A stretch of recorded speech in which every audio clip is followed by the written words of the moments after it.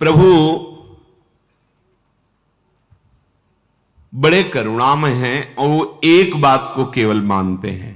भगवान शंकर कह रहे हैं, उमा जोग जप दान तप नाना मख व्रत ने, राम कृपा नहीं करहि तसी जस निष्केवल प्रेम।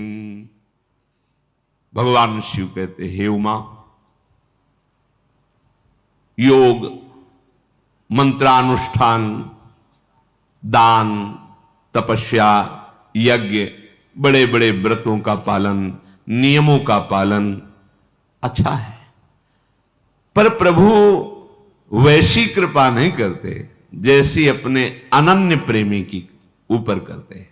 अनन्य प्रेम, प्रियालाल के सिवा अब हमारा कोई नहीं, ये आखिरी बात है।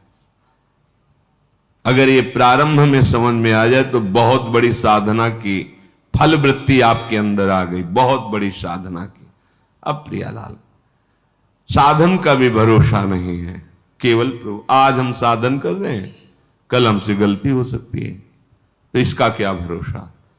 वो हमें, जिनकी हम साधना कर रहे हैं वही हमें संभाले, वही सर्वतो भावेन। तो कहते क्षिप्रम भवति धर्मात्मा, बहुत जल्दी मैं उसे महात्मा बनाऊंगा, धर्मात्मा। आप बना लो, आप बना लो, हम तो आपके भरोसे हैं। एक जस निष्केवल प्रेम, केवल प्रभु से अपनापन। विभीषण जी भगवान की आज्ञा से सब पटाभूषण, हीरे रतन सब लुटाए पुष्पक विमान पर चढ़ करके। अब पहनना तो आता नहीं, तो भालू वानरों ने उठाया, कोई कहीं का वस्त्र कहीं, और सब प्रभु के सामने। भालू कपिन पट भूषण पाए, पहिरी पहिरी रघुपति पहि आए। नाना जिनस देख सब कीसा, पुनि पुनि हसत कौशलाधीसा।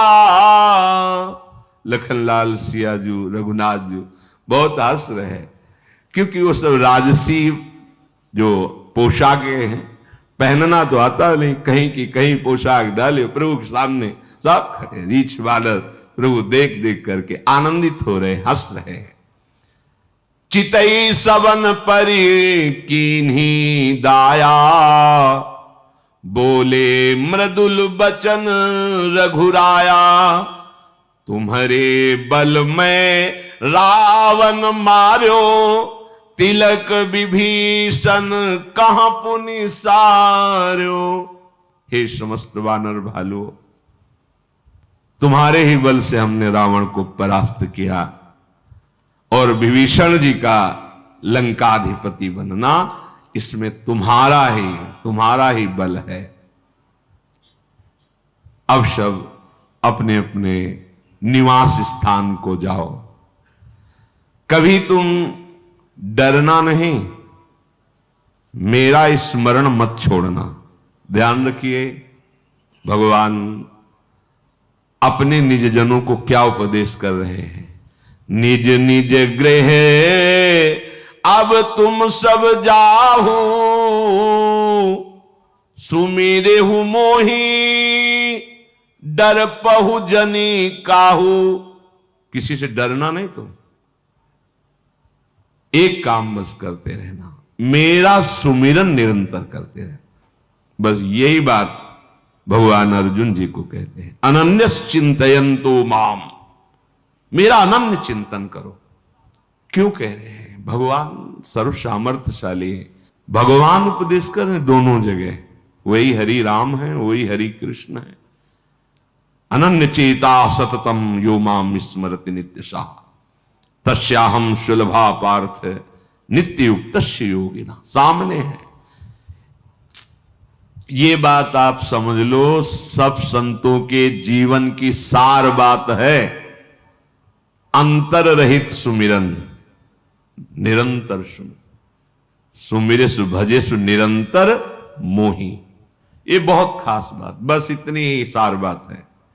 सिद्धांतों का, साधनाओं का, शास्त्र स्वाध्याय का, सबका एक सार है अखंड स्मृति। चल रही है प्रभु की स्मृति, रात दिन स्मृति में, ये है सब साधना का फल। डरना नहीं, भगवान आदेश कर रहे हैं, डरपहु जन काहू, किसी से डरना नहीं, अब डरने की जरूरत नहीं। अभय, भगवान का शरणागत भक्त निर्भय होता है, अभय पदों का आश्रय लिए है। पर वही अभय हो सकता है सुमेरेशु मोही। निरंतर मेरा सुमिरन करते रहना, कोई भय तुम्हें परास्त नहीं कर सकता। कोई भयभीत ग्रह, नक्षत्र, शकुन, अपशकुन, भूत प्रेत, पिशाच, तंत्र मंत्र, कुछ भी तुम्हारे ऊपर लागू नहीं होगा, पक्का। भगवद आश्रित हो, भगवत सुमिरन हो रहा है, निर्भय विचरो, कोई तो आंख मूंद के दौड़ो गिरोगे नहीं। भगवान ऐसे अपने भक्त को लेकर चलते हैं। जे ही प्रभु ने कहा सब निज निज गृह जाओ, तो अभी प्रभु हंस रहे थे वानरों की सब पोष, अब तो व्याकुल हो गए, सबके आंखों से अश्रु चलने लगा। विरह की भावना आते ही हृदय घबरा गए, कैसे जिएंगे? अभी तक तो इनकी रूप माधुरी का पान करके इनके संग परमानंद में मगन रहे, अब अपने घर जाएं इनको छोड़कर। हृदय व्याकुल हो गया। सब कहने लगे हाथ जोड़कर, प्रभु आप जो कहेंगे मानना तो पड़ेगा ही, आपको सब सुहाता है, स्वामी हो, जो चाहो जैसी आज्ञा करो। पर नाथ, आप हमारे हृदय की प्रेम दशा को देख लीजिए। आप तीनों लोगों के ईश्वर हैं, जो आपने ये कही कि आपके बल से हमने रावण पर विजय प्राप्त की और विभीषण का राज तिलक हुआ। महाराज, कहीं मच्छर गरुण की सहायता कर सकता है क्या? प्रभु, हम लाज के मारे संकुचित हो रहे हैं जब आप ऐसे वचन बोलते हैं। हम सब मच्छर हैं, आपकी सहायता हम करेंगे प्रभु। भगवान ने पुनः अमृतवाणी से संबोधन करके सबसे कहा, हमारा चिंतन करते रहना तो हमारे सानिध्य का अनुभव होगा। जाओ, हमारी कृपा सदैव तुम्हारी रक्षा करेगी। किसी की इच्छा नहीं कदम वापस करने पर। प्रभु आज्ञा अपेल श्रुति गाई, पर भगवान की आज्ञा है। सब ऋक्ष वानरों ने भगवान को प्रणाम किया और भगवान की वो मंगल मूर्ति, वो श्याम सलोनी सूरत अपने हृदय में बसाकर वापस हुए। बहुत ही विषाद भी है और आनंद भी है। विषाद प्रगट आदर्शन का, और आनंद ये कि अब हम भूलना भी चाहें तो इनको भूल नहीं पाएंगे। सतत स्मरण, कैसे कोई भूल सकता है ऐसे सुख सिंधु प्रभु को? एक बार देखने के बाद फिर और कुछ देखने की इच्छा नहीं रहती, वो रूप बस जाता है हृदय में, नेत्र में।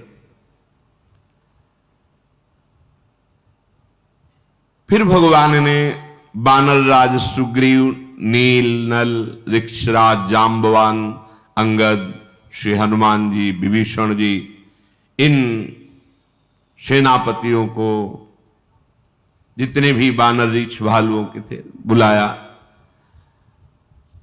और कहा मैं प्रेमवश कह नहीं पाता हूं, पर अब आप सब वापस हुए। तो मुख सूख गए सुनते ही, सबके नेत्रों से अश्रु बह रहा है। प्रभु की तरफ आर्त भाव से देख रहे, प्रभु हम जीवित नहीं रह सकते आपके बिना। बानर भालू सेना तो वापस ही हो गई थी। इन्होंने कहा कि हम जीवित नहीं रह सकते। प्रभु ने फिर समझाने की, उनका प्रभु जीवित नहीं रह सकते, प्राण छूट जाएंगे जो आप हमें छोड़ के चलेंगे। भगवान ने सबको पुष्पक विमान पर विराजमान किया। भगवान ने ब्रह्म ऋषियों के चरणों में सिर नवाया और उत्तर दिशा की ओर आदेश किया विमान को।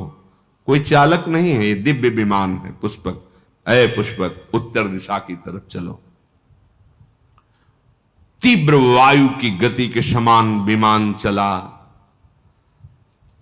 सब बड़े जोर से बोल रहे जय श्री रघुनाथ जी की। चलत विमान कोलाहल होई, जय रघुबीर कहे सब कोई। रघुनाथ जी की जय हो, जय श्री राम। जोर से उच्च स्वर से सब ऐसा बोल रहे हैं। विमान के मध्य में सुंदर सिंहासन है। सिंहासन पर सिया राम जी विराजमान हैं। आसपास सुग्रीव, विभीषण, हनुमान जी, अंगद जी, नल जी, नीलवत ऐसे महापुरुष विराजमान हैं। शीतल मंद सुगंध वायु चल रही, चारों ओर आनंद ही आनंद है। आकाश से पुष्प वर्षा कर रहे देवता लोग। भगवान पुनः अवध की तरफ जा रहे हैं। रघुवीर जी बता रहे, देखो सिया, ये रणभूमि है जहां लक्ष्मण ने महाबलशाली इंद्र को जीतने वाले मेघनाथ को मारा था। देखो ये बड़े बड़े वीर हनुमान जी और अंगद के मारे हुए पड़े हुए रणभूमि में। देवताओं और मुनियों को दुख देने वाले कुंभकर्ण और रावण, यहां दोनों भाई मारे गए। ऐसा भगवान दिखा रहे। फिर विमान आगे बढ़ा। देखो यहां सेतु बांधा गया, पुल बांधा गया और हमारे आराध्य देव रामेश्वर भगवान शिव यहां स्थापित हैं। कृपा निधान भगवान सियाजु सहित पुनः विमान से उतरे और महादेव जी का अभिषेक किया, रामेश्वर जी का प्रणाम किया।